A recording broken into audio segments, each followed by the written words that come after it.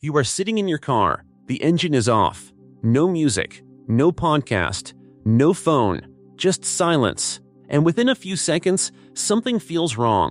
Not dangerous, not exactly, but uncomfortable, like the air got heavier, like your mind suddenly has too much space. So your hand reaches for your phone.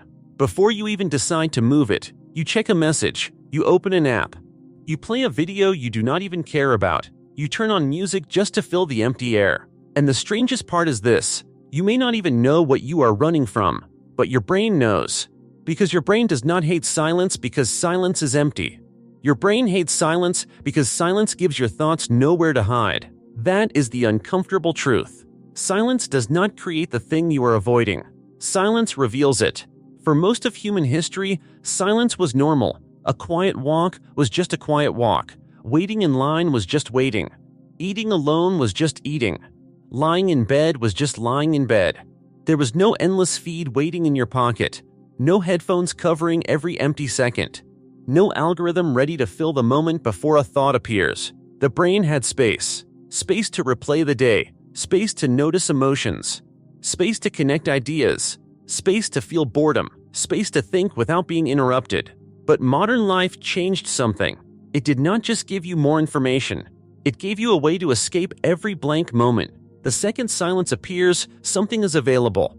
A message, a video, a song, a notification, a headline, a game, a search bar, a tiny hit of stimulation, and your brain learns the pattern. Silence appears. Discomfort rises. Stimulation removes it. Silence appears again. Discomfort rises again. Stimulation removes it again. Do that enough times, and silence starts to feel like a problem. Not because silence changed, because your brain was trained to avoid it. That is why people can feel exhausted and still keep scrolling. They are not always looking for happiness. Sometimes they are looking for escape. Escape from boredom. Escape from anxiety. Escape from unfinished thoughts. Escape from the strange feeling of being alone with themselves. A quiet room can reveal things a noisy life hides. You may notice that you are tired. You may notice that you are lonely. You may notice that you are angry. You may notice that you do not know what you actually want. You may notice that the life you are living does not feel like the life you imagined. And that is exactly why the brain reaches for noise. Noise interrupts the thought before it becomes too clear. Noise gives the mind something else to hold. Noise makes discomfort blurry. Noise turns the mirror away. But here is the part most people miss. The same silence your brain avoids is also where some of its most important work happens. When nothing is demanding your attention, your brain does not turn off. It starts organizing. It connects memories. It reviews problems. It simulates the future. It processes emotions. It builds meaning from the chaos of experience. Some of your best ideas do not appear when you are forcing your brain to work. They appear in the shower, on a walk, before sleep, while staring out a window, during the boring space between one thing and the next. That is not random. That is what happens when the brain finally has room to breathe. But if every empty moment is filled, those thoughts never get a chance to finish. Imagine your mind as a desk in a small apartment. Every notification drops another paper on it. Every video leaves another sticky note. Every headline adds another folder. Every message opens another tab.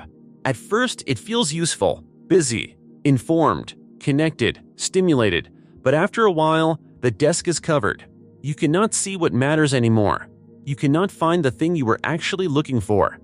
Silence is what clears the desk, and that is why it feels uncomfortable at first. Because when the noise stops, the mess becomes visible. This is the part nobody likes. Silence is not always calm in the beginning. Sometimes, silence is loud. It brings up the thoughts you delayed, the emotions you ignored, the questions you avoided, the decisions you postponed, the memories you buried under stimulation. So when people say, "I hate silence," what they may really mean is, "I hate what appears when the noise disappears." And modern life makes that worse, because the more your brain gets used to stimulation, the more ordinary silence starts to feel extreme. A few seconds without input can feel like something is missing. A quiet room can feel boring. A slow conversation can feel too slow. A book can feel impossible. A difficult thought can feel unbearable. Not because your brain is broken, Because your brain adapts to what you repeatedly give it. If you feed it constant speed, it starts expecting speed. If you feed it constant novelty, it starts craving novelty. If you feed it constant noise, silence starts feeling like withdrawal. Not withdrawal from a drug. Withdrawal from stimulation. From speed. From the constant feeling that something should be happening. That is where boredom enters the story. Boredom has a terrible reputation. People treat it like a disease. Something to cure instantly. But boredom is not just empty time. Boredom is a signal. It tells the brain, nothing urgent is happening right now. You can look inward. You can imagine. You can create. You can solve. You can notice. You can choose. Boredom is the doorway between consumption and imagination. But if you never let boredom last long enough, your brain never crosses that doorway. It just keeps consuming. Another video. Another post. Another opinion. Another distraction. Another tiny escape from the discomfort of being unstimulated. And slowly, a dangerous thing happens. You stop creating thoughts and start only receiving them. You stop asking what you think and start absorbing what the feed gives you. You stop feeling your own pace and start living at the speed of whatever is pushed in front of you. This is why silence matters. Silence gives the mind a chance to hear itself again, but that does not mean silence is easy. At first, it may feel like your brain is fighting you. You sit down quietly, and suddenly every thought arrives at once. Something you forgot to do. Something embarrassing you said years ago. Something you are worried about tomorrow. Something you do not want to admit. Your brain jumps around, looking for an exit. And if you grab your phone immediately, the lesson is reinforced. Silence is dangerous. Escape is safety.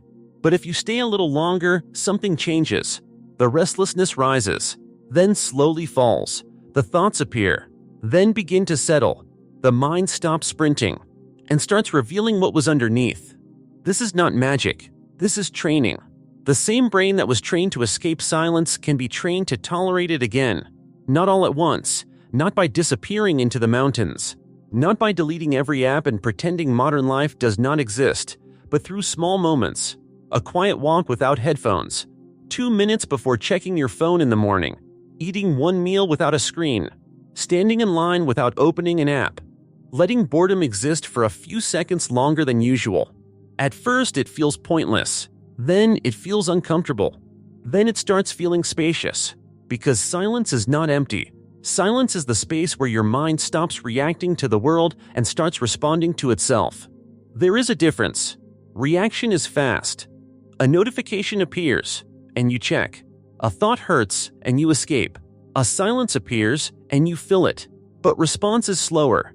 You notice the urge. You pause. You ask why. You choose. That tiny pause may be one of the most important abilities modern life is taking from you. Because whoever controls your attention does not need to control your whole life. They only need to control the space where your thoughts would have formed. The most valuable space in your life may not be your schedule. It may not be your phone. It may not even be your time. It may be the tiny blank space before a thought becomes your own. And modern life is very good at filling that space first. If every silence is filled by someone else's content, when do your own thoughts get to speak? This is the quiet danger. Not that noise exists. Not that phones exist. Not that entertainment exists. The danger is that you begin to fear the very space where self-awareness grows. A person who cannot sit in silence becomes easier to distract, easier to influence, easier to exhaust, easier to sell to, easier to keep reacting. Because silence is where you might ask, why am I doing this? Do I actually want this? Who benefits from my attention? What am I avoiding? What matters when nothing is trying to entertain me? Those questions are dangerous to a world built on distraction. So the world gives you noise, endless noise, friendly noise, funny noise, useful noise, beautiful noise, even educational noise, but still noise. And if you are not careful, you can become a person who knows everything happening in the world but no longer knows what is happening inside yourself. That is why your brain panics in silence. Not because silence is the enemy. Because silence is honest. It shows you what stimulation covers. It shows you what speed avoids. It shows you what you feel when nothing is performing for your attention. And once you understand that, silence stops being just an absence of sound. It becomes a mirror. At first, you may not like what you see, but if you keep looking, you may find something you have not heard in a long time. Your own mind, not the anxious mind that reacts to every signal, not the scattered mind that jumps from tab to tab, not the exhausted mind that needs noise to feel normal. The deeper mind, the one that notices, the one that connects, the one that remembers what matters, the one that can still think when the world stops shouting.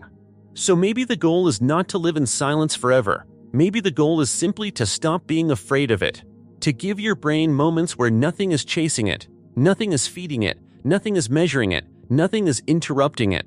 Just a few quiet moments where your thoughts can finally catch up with your life. Because silence is not empty. Silence is where the mind returns to itself. And the next time you reach for your phone the moment things get quiet, pause for 1 second. Just one. And ask yourself, do I actually want stimulation right now? Or am I running from the sound of my own mind?